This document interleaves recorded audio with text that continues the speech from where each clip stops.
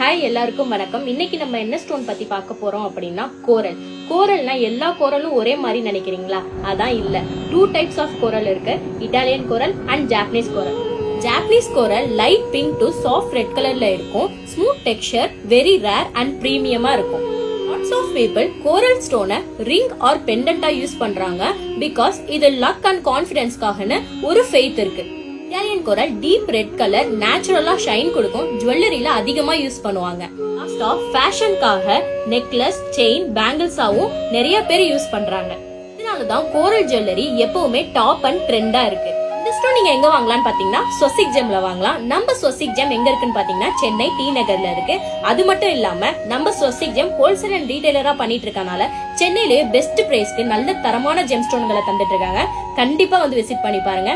நன்றி, வணக்கம்.